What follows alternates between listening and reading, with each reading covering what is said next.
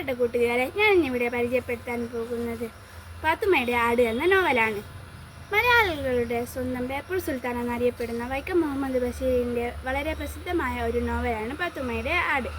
ബഷീറിൻ്റെ അമ്മയും സഹോദരങ്ങളും അവരുടെ ഭാര്യമാരും കുട്ടികളും അടങ്ങുന്ന കൂട്ടുകുടുംബം ഒരു ചെറിയ വീട്ടിലായിരുന്നു ഒരുമിച്ച് കഴിഞ്ഞിരുന്നത്. അവിടെ നടക്കുന്ന ദൈനംദിന സംഭവങ്ങൾ ബഷീറിൻ്റെ തനതു ശൈലിയിൽ വിവരിക്കുകയാണ് ബഷീർ ഈ നോവലിൽ.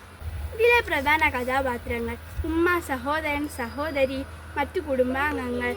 ഇവരോളം തന്നെ പ്രാധാന്യത്തിൽ വീട്ടിലെ ആടുകളും കോഴികളും പൂച്ചകളും, പിന്നെ പറമ്പിലെ അണ്ണാരക്കണ്ണനും ചാമമരം. ഏതോ വിദൂരദേശത്തു നിന്ന് ബഷീർ മടങ്ങിയെത്തുന്നതോടെയാണ് കഥ ആരംഭിക്കുന്നത്. ഈ കുടുംബത്തിലെ എല്ലാ കൊച്ചു കൊച്ചു കാര്യങ്ങളും, പിണക്കവും ഇണക്കവും, കുശുമ്പ്, ഏഷണി എല്ലാം തമാശ ചാലിച്ചെയ്തിരിക്കുകയാണ് ബഷീർ. ജന്തുക്കളോടും പറവകളോടുമൊക്കെ മനുഷ്യരോടെന്ന പോലെ ബഷീർ വർത്തമാനം പറയുന്നുണ്ട്.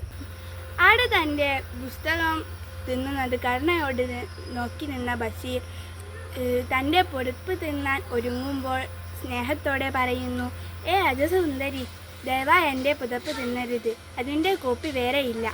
ജന്തുക്കളും മനുഷ്യനും പറവകളും സസ്യലതാദികളും ഉൾപ്പെടുന്ന ഒരു വലിയ കുടുംബമാണ് ഈ ദുനിയാവ് എന്ന ഭാവത്തോടെയാണ് ഈ നോവലിൻ്റെ പരിസമാപ്തി.